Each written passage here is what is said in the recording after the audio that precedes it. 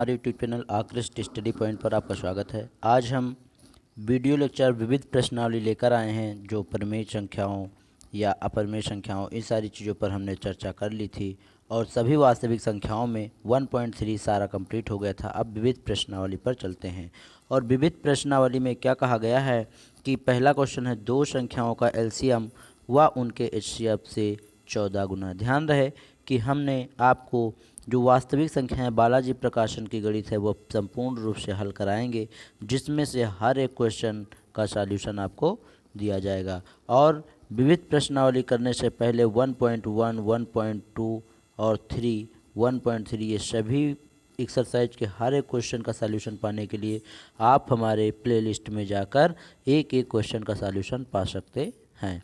तो चलिए चलते हैं, क्वेश्चन पढ़ते हैं क्या कह रहा है। उनके एलसीएम व एचसीएफ का योग 600 है। यदि एक संख्या 280 है तो दूसरी संख्या ज्ञात कीजिए।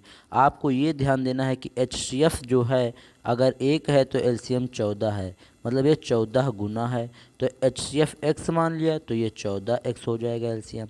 अब एलसीएम व एचसीएफ का योग दे रहा है। पहली कंडीशन तो ये हो गई कि एचसीएफ एक है तो एलसीएम 14 हो जाएगा, ये x है तो ये 14x हो जाएगा। अब एलसीएम और एचसीएफ का योग कहें, मतलब x और प्लस का 14x, इनका योग अगर देखा जाए तो ये 600 है। कितना है भैया? 600 है। अब ये आगे कैसे सॉल्व होगा वो हम देख रहे हैं। तो देखते हैं हम कि ये एचसीएफ और एलसीएम का योग कितना दिया है, 600। पहली संख्या आपको कितना है, 280 दे रखा है। तो एलसीएम प्लस एचसीएफ मतलब x प्लस 14x बराबर 600, तो 15x बराबर 600। तो 15 से 600 को आप भाग करोगे तो 15 चौको 60, 40 आ जाएगा।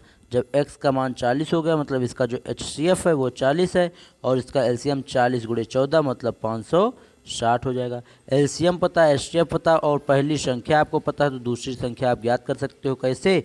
लासा गुणे मासा बराबर पहली संख्या गुणे दूसरी संख्या। अब पहली संख्या आपको 280 है, दूसरी संख्या आपको ज्ञात करना है। मासा आपका 40 है, लासा आपका 560 है। अब 280 से इसको आपको भाग करना है, सिर्फ और सिर्फ करना क्या है, 280 से भाग करोगे, एक जीरो से एक जीरो खत्म। 4 और 7 चौक 28, 7 चौक 28, 7 अट्ठे 56, 4 दूनी 8 मतलब 28 दूना 56 हो जाएगा और 40 दूना 80। यही आपका क्या हो जाएगा, दूसरी संख्या। मतलब आपकी दूसरी संख्या जो आएगी कितनी हो जाएगी, 80। इस प्रकार से क्वेश्चन नंबर फर्स्ट आपका खत्म। अब चलते हैं क्वेश्चन नंबर सेकंड की ओर। क्वेश्चन नंबर सेकंड हमारा कह रहा है कि संख्या 0.3174 पर लगा है बार और कहता है इसे P/Q के रूप में लिखिए। पहली बात तो इसे x मान के हम सॉल्व कराना भी समझाएंगे आपको, लेकिन ध्यान रहे अगर किसी संख्या के ऊपर बार लगा हो और पॉइंट से उसे हटाना हो तो पॉइंट अगर यहाँ जैसे पॉइंट 3, 1, 7, 8 लिखा है और इसके ऊपर बार लगा, अगर ये बार लगा है तब यहाँ जब पॉइंट हटाएंगे तो नीचे जितने संख्या पर बार लगा उतने 9 लिख देंगे। क्या लिख देंगे? उतने 9, मतलब 3178/999 और 9 ये आपकी वैल्यू आएगी। लेकिन अगर बार एक आधे पर ना लगा हो तो कैसे करेंगे? वैसे इतना तो आप समझ गए होंगे कि अगर बार लगा है तो उतने 9 आपको नीचे लिखना होता है। लेकिन इसे x मानकर हम सॉल्व कैसे करेंगे वो हम देख लेते हैं। तो इसे माना कि x बराबर इतना है। अब जब x बराबर इतना है तो आपको इसको आप लिख सकते हो, बार का मतलब ये बार बार आ रहा है तो 3178 ये बार बार लिखा जाएगा। तो 3178 फिर 3178 फिर 3178 ऐश्वान 3178 चलता रहेगा। अब ध्यान ये देना है कि पॉइंट पर जितने बार बार लगा हो उतने अंक आपको पॉइंट इधर खिसकाना होता है। तो 4 अंकों पर बार लगा है तो 4 अंक इधर खिसकाने के लिए आपको 10,000 से गुणा करना होगा, मतलब 4 जीरो होने चाहिए, इससे गुणा करना होगा दोनों पक्षों में। तो 10,000 से दोनों पक्षों में गुणा करने पर, क्यों गुणा किया जा रहा है? क्योंकि जितने अंकों पर बार लगा होता है उतनी संख्या आपको दशमलव इधर खिसकाना होता है। तो दशमलव इधर खिसकाने के लिए उतने जीरो से गुणा करना पड़ेगा और इधर बढ़ाने के लिए भाग किया जाता है। लेकिन पॉइंट इधर बढ़ रहा है इसलिए 1, 2, 3, 4 संख्याएं हैं तो 10 मतलब 4 4 जीरो वाली संख्या मतलब 10,000 से आपको दोनों पक्षों में गुणा करना पड़ेगा। 10,000 से किया तो ये 10,000 x बना और इधर ये केवल 4 अंक पॉइंट खसा क्या आएगा तो 3178.3178 बार बार चलेगा।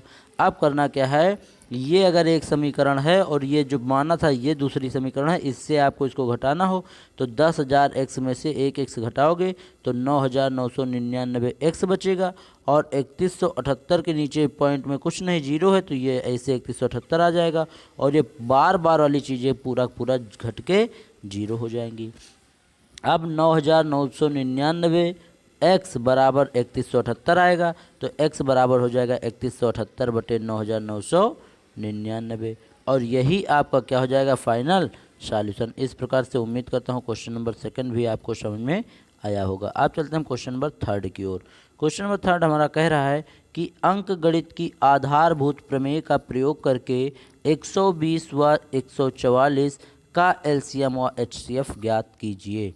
आप देखिए आपको करना क्या है, आधारभूत प्रमेय का प्रयोग करना है और एलसीएम और एचसीएफ ज्ञात करना। तो 120 का हमने गुणनखंड किया, अभाज्य गुणनखंड, ये आया 2 की घात 3 गुणे 3 गुणे 5। इसी प्रकार 144 का हमने अभाज्य गुणनखंड किया तो ये आया 3 की घात 2 और 2 की घात 4। अब इन दोनों में एलसीएम मतलब लीस्ट कॉमन फैक्टर और लीस्ट कॉमन मल्टीपल होगा तो जो भी, जैसे 2 की पावर यहाँ 3 है, यहाँ 2 की पावर 4 है, तो इसमें जिस पर भी पावर ज़्यादा वो ले लेना है। तो एलसीएम के लिए 2 की घात 4 हो जाएगा।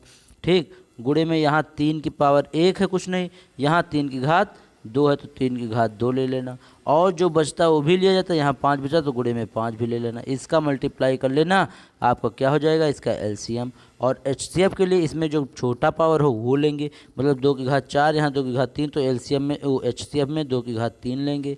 यहाँ पर 3 की पावर 1 यहाँ 3 की पावर 2 तो 3 की पावर 1 लेंगे और 5 यहाँ है लेकिन यहाँ नहीं है तो इसलिए 5 नहीं लेंगे। तो 2 की घात 3 मतलब 2 दूना 4 दूना 8, 8 त्रिक 24, 24 आपका क्या हो जाएगा एचसीएफ और एलसीएम हो जाएगा ये पूरा। इसका गुणा कर लो, 3 त्रिक 9 पचे 45 और गुणे 2 दूना 4 दूना 8 दूनी 16, 16 गुणे 45 आप कर लो, जो भी आएगा वो आपका एलसीएम हो जाएगा। इस प्रकार से क्वेश्चन नंबर 3 भी खत्म। अब चलते हैं क्वेश्चन नंबर 4 की ओर। हमारा क्वेश्चन नंबर 4 कह रहा है कि सिद्ध कीजिए कि, क्या सिद्ध करना है आपको कि यह एक अपरिमेय संख्या है। 2√3/5 एक अपरिमेय संख्या है, यही आपको सिद्ध करना है। इसके लिए हमने आपको बताया था कि जब भी अपरिमेय सिद्ध करने को कहे तो आपको मानना है वह p/q मतलब परिमेय संख्या है और जब वह परिमेय संख्या है तो परिमेय संख्याओं में से अभाज्य संख्याएं pq मानी जाती हैं, q 0 नहीं होना चाहिए तो p/q के रूप में से लिख दिया। अब किया क्या, p√3 को इधर रोक लो, बाकी 2 और 5 सबको उधर भेज दो। तो 2 इधर से गुणा करो, 5 इधर से गुणा करो तो 5 भी आएगा बटे 2 क्यों आएगा बराबर √3। आप कोई भी परिमेय संख्या में चाहे कोई चीज़ परिमेय से गुणा करो, भाग करो या जोड़ो या घटाओ, हमेशा क्या आएगा परिमेय ही आएगा और परिमेय कभी अपरिमेय के बराबर नहीं हो सकता। करना क्या है, दोनों पक्षों का वर्ग कर लिया। चूँकि बायां पक्ष 3 जो कि पूर्णांक है तो दायां पक्ष ये भी एक पूर्णांक होना चाहिए परिमेय संख्या, ठीक है, अर्थात बायां पक्ष बराबर नहीं है दाएं पक्ष के, इसलिए √3 एक क्या भी अपरिमेय संख्या है, परिमेय संख्या नहीं है। इस प्रकार से हमारा ये क्वेश्चन नंबर 4 भी खत्म हुआ। अब हम आगे बहुविकल्पीय प्रश्न हैं, ये सारे प्रश्न अगले वीडियो लेक्चर में लेकर आएंगे। लेकिन अगर आपको कोई भी डाउट या क्वेरी है तो आप हमें निसंदेह पूछ सकते हो। Thanks for watching this video.